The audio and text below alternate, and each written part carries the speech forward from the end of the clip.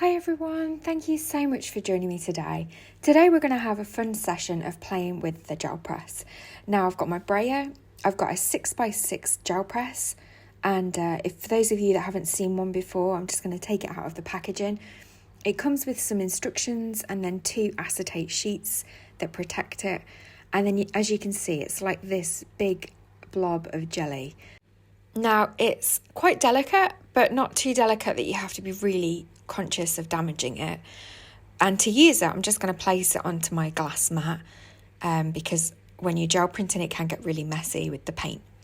I've got these couple of stamp sets from Funky Fossil Designs. These are Word Textures and Make Art. Both are designed by Dellow Designs.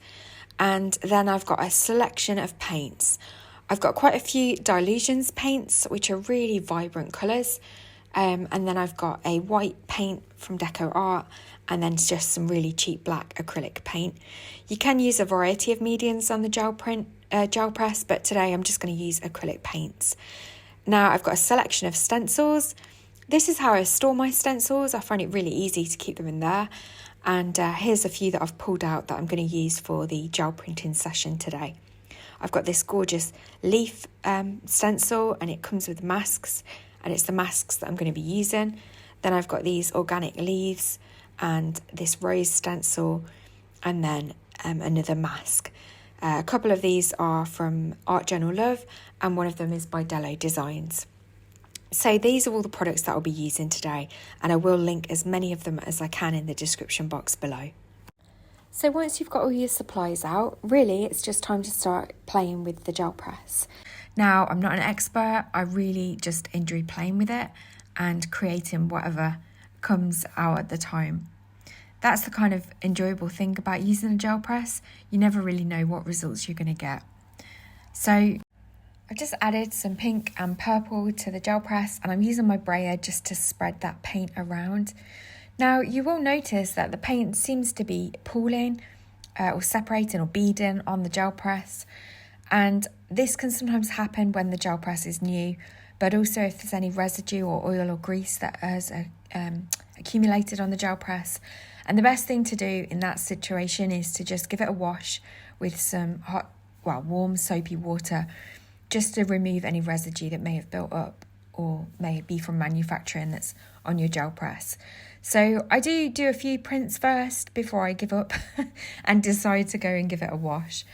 You'll notice that I'm using clear stamps on my gel press. They're fine to use. You just want to make sure that you wash the paint off, or at least spritz it with water so it doesn't dry on your stamps and ruin your stamps. But you can always go and wash it off later. Now with the stencils it's the same. You'll notice that some of my stencils have got an accumulation of paint, and that's absolutely fine. It doesn't affect the stencil's ability to work, but if you like your stencils to stay looking new, then you want to get them in water straight away. So I've been away and washed my gel plate, and now I'm coming back to have another play again. And this time I'm using some orange and some green, and I'm just wiping my brayer off on a scrap piece of paper to the side. And then I'm going to use these leaf masks. Now all I'm kind of doing is dipping them into the paint and pulling them off, just to kind of leave a little bit of texture and some marks on the gel plate. And then I'm just going to give that a pull and see what result that I get. And I wasn't really happy with that pulled result because I think I'd put too much paint on in the first place.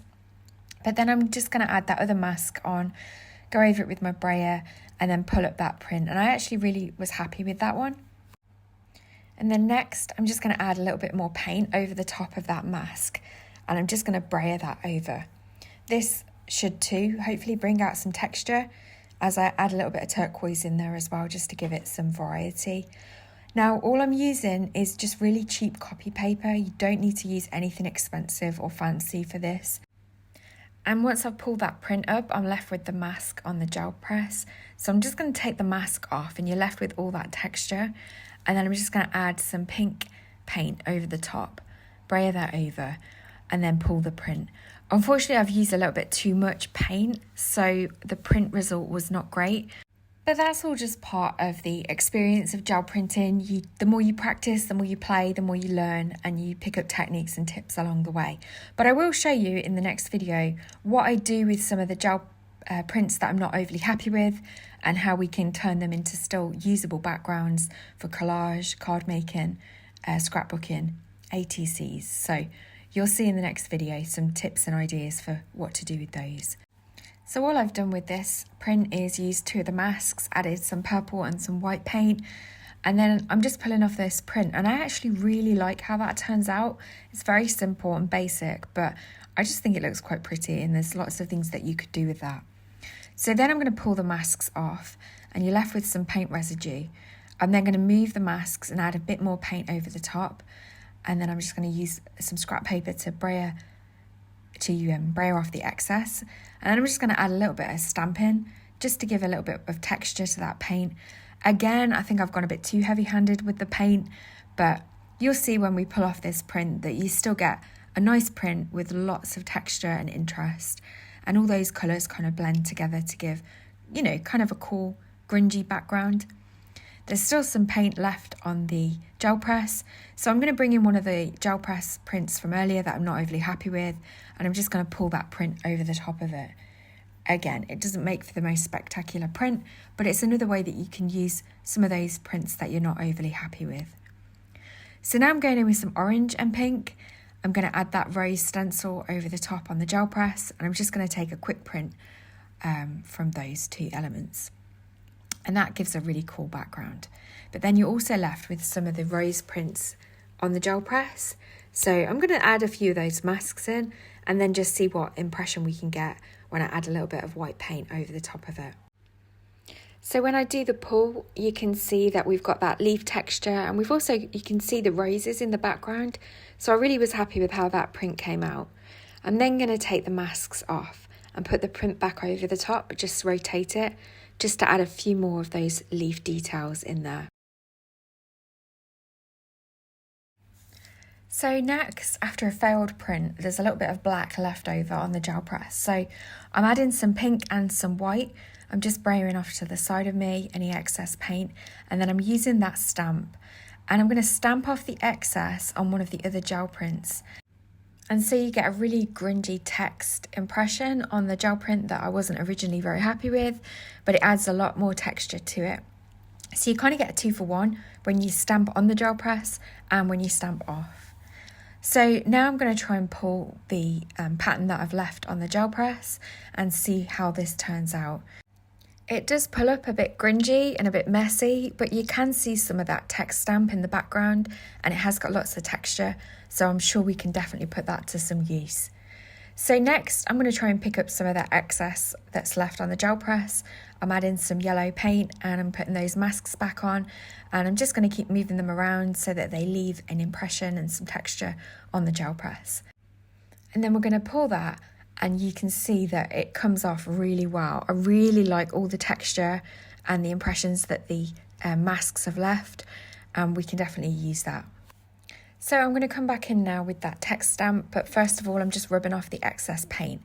Now I'm brayering onto the stamp paint that was left on the brayer, and then I'm just using that to give some texture onto the gel press. I'm then adding a little bit of pink paint onto my brayer, and then I'm just, again, inking up that stamp as it were, using the paint from the brayer. Then I'm just going to add a little bit of pink paint gently to some of the areas on the gel press, and then I'm adding in this Leaf Stencil, and we're going to put some of that turquoise blue paint through the stencil and brayer that on. Next I'm going to pull the print, and I'm really happy with how this print turned out.